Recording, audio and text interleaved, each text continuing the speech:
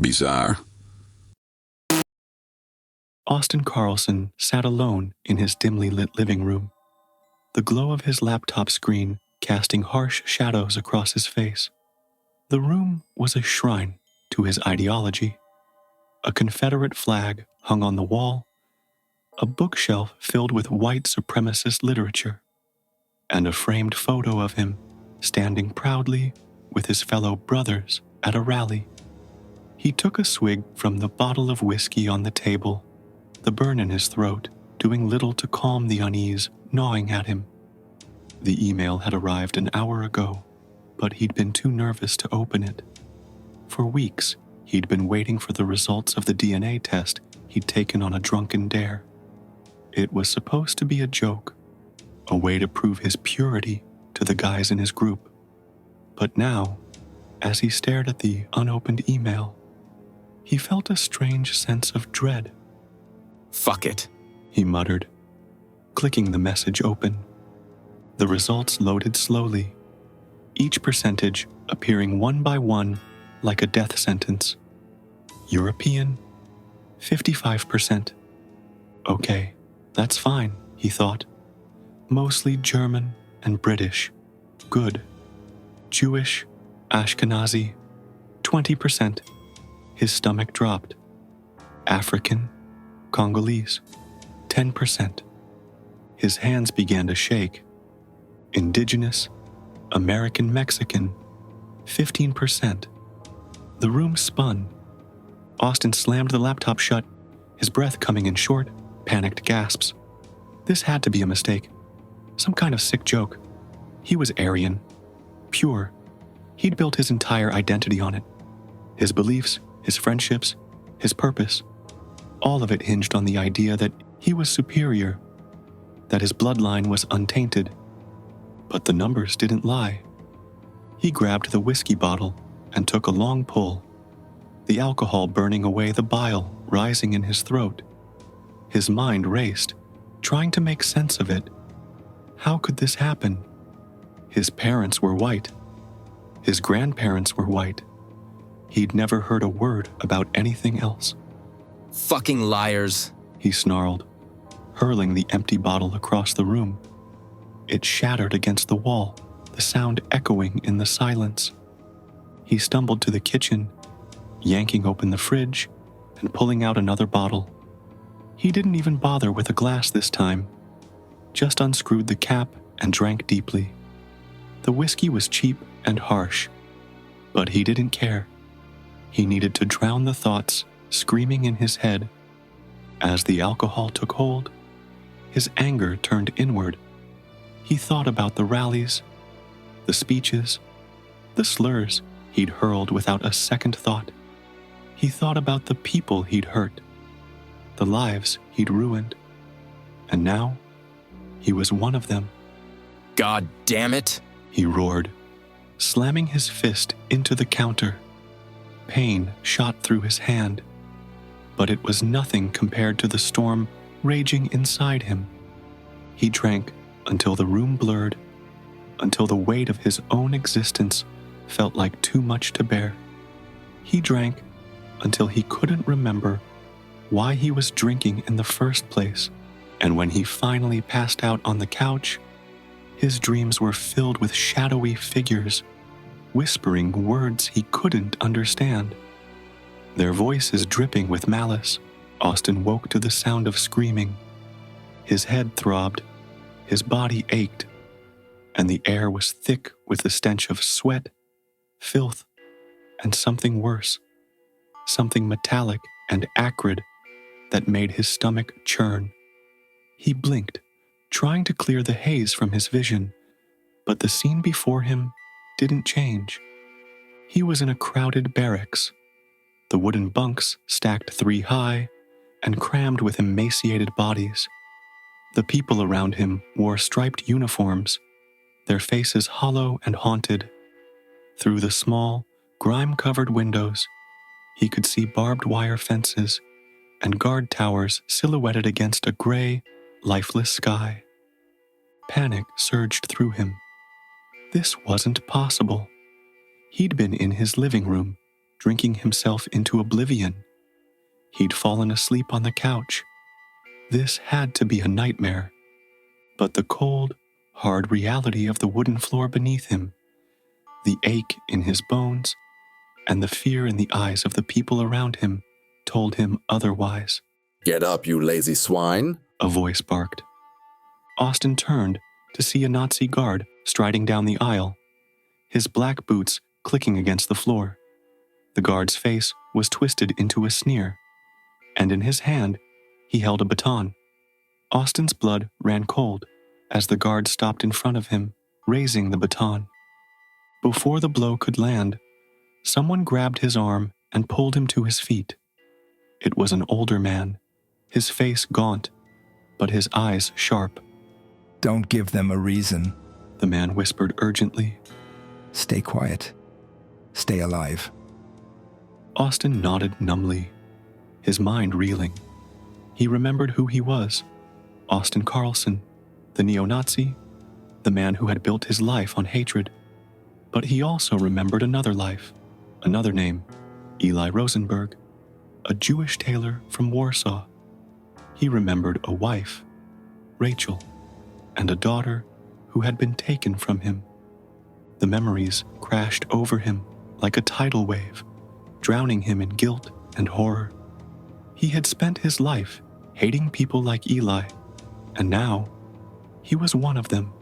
The prisoners were herded outside, into the freezing cold, where they lined up for roll call. Austin's heart pounded as he scanned the crowd, searching for Rachel. When he finally saw her, his breath caught in his throat. She was thinner than he remembered, her face pale and drawn, but her eyes still held a flicker of defiance. "Rachel," he muttered softly. She turned to him, her expression softening for a moment before hardening again. "Don't speak. She said quietly. Not here." The day passed in a blur of back-breaking labor and brutal treatment. Austin worked alongside the others, hauling stones and digging trenches under the watchful eyes of the guards. Every time he looked at Rachel, his chest tightened with fear. He had to protect her. He had to get them out of here. That night, as the prisoners were marched back to the barracks, a guard grabbed Rachel by the arm and dragged her out of line. Austin's heart stopped. "Rachel!" He shouted, lunging forward. A baton struck him across the back, sending him to his knees. He looked up just in time to see the guard shove Rachel to the ground. She struggled to her feet, her eyes blazing with defiance. But the guard was faster. He raised his pistol and fired. The shot echoed through the camp, and Rachel crumpled to the ground, a dark stain spreading across her chest. "No!" Austin screamed, scrambling toward her. Another blow from the baton sent him sprawling. He crawled to Rachel's side, cradling her lifeless body in his arms. Her eyes were still open, staring up at the sky, but the light was gone. The guard laughed, a cold, cruel sound that cut through Austin like a knife. "Filthy Jew," he spat, kicking Austin in the ribs before walking away. Austin held Rachel close, his body shaking with sobs. He had failed her. He had failed himself. That night, as the other prisoners slept, Austin sat in the corner of the barracks, his mind racing. He couldn't stay here. He couldn't let them win. He began to whisper to the others, forming a plan. They would escape. They would fight back. But the guards were always watching. The next morning, as the prisoners lined up for roll call, one of the guards stepped forward, a cruel smile on his face. "We know what you've been planning," he said, his voice dripping with malice. Austin's heart sank as the guards dragged him and the others out of line. They were beaten, their bodies broken, before being led to a concrete building at the edge of the camp, the gas chamber. Austin's legs gave out as they were forced inside. the heavy metal door slamming shut behind them. The room was dark, the air thick with the stench of fear. He could hear the others praying, crying, begging for mercy. And then the gas began to flow. It started as a faint hiss, but soon the air was filled with a choking, acrid fog. Austin's lungs burned, his vision blurred, and his body convulsed as he struggled to breathe. He thought of Rachel, of the life they could have had, of the hatred that had brought him here. Austin stopped clawing at the walls and slumped to his knees. He let out one last breath before the world faded to black. Austin woke to the sound of birds chirping. For a moment, he thought it had all been a nightmare. The DNA test, the whiskey, the concentration camp. But as his eyes focused on the cracked wooden ceiling above him, he knew something was wrong. This wasn't his living room. He sat up, his body stiff and aching, and looked down at his hands. They were calloused and dark, the hands of a man who had spent his life laboring under the sun. Panic surged through him as he stumbled to his feet, his legs unsteady. A small, cracked mirror hung on the wall, and when he looked into it, he barely recognized the face staring back. It wasn't his face. The door burst open before he could process what was happening. A white man with a thick beard and a whip coiled on his belt stormed in, his eyes blazing with anger. Get your lazy ass up, boy! The man barked, grabbing Austin by the arm and yanking him outside. The sunlight was blinding, and the air was thick with the smell of dirt and sweat. Austin stumbled as the man dragged him across the yard, past rows of small, dilapidated shacks. In the distance, he could see other dark-skinned men and women bent over in the fields, their bodies moving in rhythm as they worked under the watchful eyes of overseers. As Austin was forced toward the fields, his thoughts spiraled wildly. He recalled his identity, but another existence surfaced in his memory. A different name, Samuel, a life spent enslaved on a Georgia plantation. Visions of the lash, the iron restraints, and the ceaseless labor flooded his mind. The overseer handed him a hoe and pointed to the field. You don't stop till I say so, He growled. Austin's hands trembled as he gripped the tool, his mind still reeling. He wanted to fight, to scream, to demand answers, but the memories of Samuel's life, his life, told him that resistance meant death. The sun beat down on him as he worked, his back aching and his hands blistering. Every time he paused to catch his breath, the overseer's whip cracked across his back, leaving searing lines of pain. By midday, his shirt was soaked with sweat and blood, and his vision blurred with exhaustion. But it wasn't just the physical pain that tormented him. It was the memories. He remembered Samuel's life, the family he'd been torn from, the love he'd found in another slave named Eliza. She was his secret, his solace in this hell.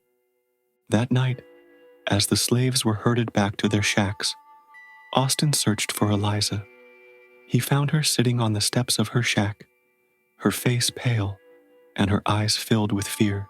They're coming for me, She said softly. Before Austin could respond, the overseer appeared, flanked by 2 other men. They grabbed Eliza by the arms, dragging her to her feet. No! Austin shouted, lunging forward. A blow to the head sent him sprawling, and by the time he regained his senses, Eliza was gone. The days that followed were a blur of pain and despair. Austin worked in the fields, his body moving on autopilot as his mind screamed for answers. He knew Eliza had been taken to the master's house, but he didn't know what had happened to her. Then, one night, the overseer called him into the house to help reposition a grand piano. Austin's heart pounded as he stepped inside, his eyes darting around the opulent rooms. The overseer disappeared, muttering something about using the privy, leaving Austin alone in the silent house. That's when he heard it, a faint whimpering coming from down the hall. Austin's blood ran cold as he followed the sound, his footsteps silent on the polished floor. The door to the master's study was slightly ajar, and through the crack, he saw Eliza. She was on the floor, her dress torn, her face streaked with tears. The master loomed over her, his pants around his ankles, his face twisted with lust. Austin's vision went red. He burst into the room, grabbing the master by the collar and throwing him to the ground. The man's eyes widened in shock, but Austin didn't give him a chance to speak.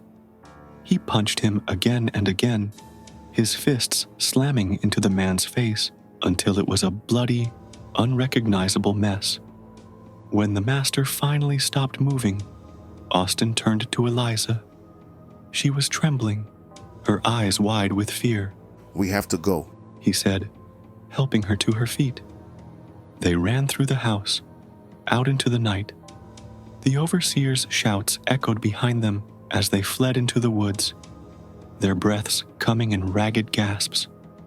But the dogs were faster. The sound of barking grew louder, and before they could react, the hounds were upon them.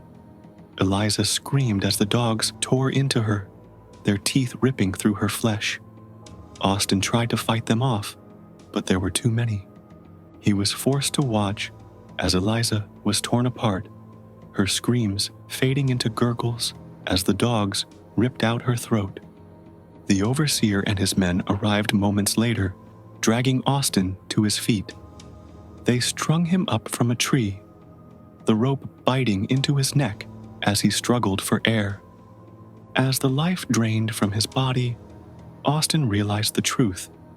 This was his punishment, not just for what he had done, but for what he had believed. And then there was nothing.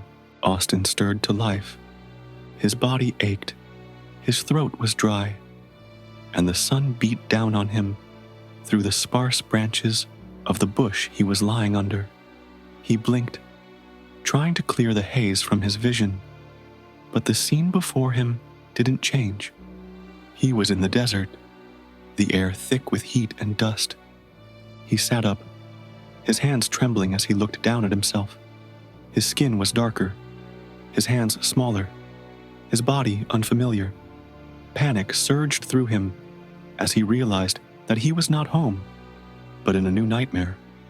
As he sat there, fragments of his past began to resurface. He remembered his small town in northern Mexico, once peaceful, now overrun by a brutal cartel. He recalled the night they came, the chaos, the screams. His wife had been torn from his arms, taken to be trafficked, while he and his infant son barely escaped. Desperate, they fled to a nearby town where a man promised to help them reach America, a chance at safety. But it was a lie. Instead, Austin and his son were driven to a house on the outskirts of a city where their nightmare deepened. Austin was dragged from the truck, his son still inside when it peeled out, speeding into the desert night. Austin screamed and pushed back against his abductors, desperately trying to get loose so he could go after his son. But it was too late. He was forced inside and shoved into a garage with a dozen other immigrants, all hostages. The air was thick with fear and despair. The women were subjected to unspeakable horrors, mercilessly violated, while the men were beaten and humiliated. Days blurred together. One day, as Austin was being escorted to a bathroom by a cartel member, a surge of defiance overtook him. He seized the moment, overpowering his captor, grabbing his gun and firing. For a brief moment, hope flickered, but it was crushed as soon as he stepped out the front door. Other cartel members were waiting, and they dragged him back inside. The garage became a stage for their brutality. Stripped naked, Austin was made an example. The cartel members sneered, telling the hostages this was the price of defiance. They cut off his penis and forced it into his mouth. Austin's screams echoed as they began to peel the skin from his face.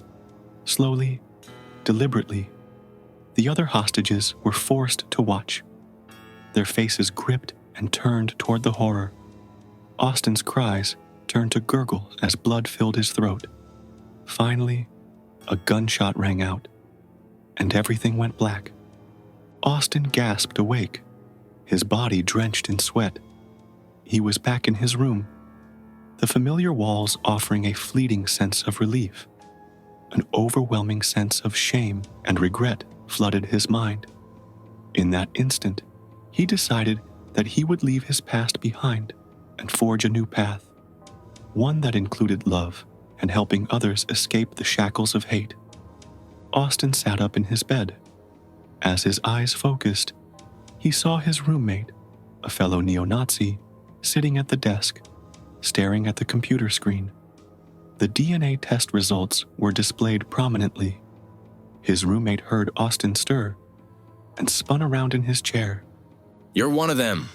His roommate spat, his voice trembling with rage. All this time, you've been preaching hate, and you're nothing but a lying mixed-blood traitor. Austin's stomach dropped. He opened his mouth to protest, to explain, but no words came. His roommate stood, gripping the baseball bat, leaning against the desk. The room seemed to shrink, the air growing heavier. You don't belong here. His roommate growled, stepping closer. You don't belong anywhere. The bat swung. Austin raised his arms instinctively, but it was too late. The impact cracked against his skull, and his vision splintered into fragments of light and shadow. He crumpled to the floor, blood pooling beneath him. As his consciousness faded, Austin's mind raced. He thought of his son, his wife, the life he'd lost. He thought of the hatred he'd carried, the lies he'd told himself, the identity he'd clung to so desperately. And now, in his final moments, he realized the cruel irony of it all. The very hatred he'd embraced had destroyed him. Austin's world faded to black for the last time.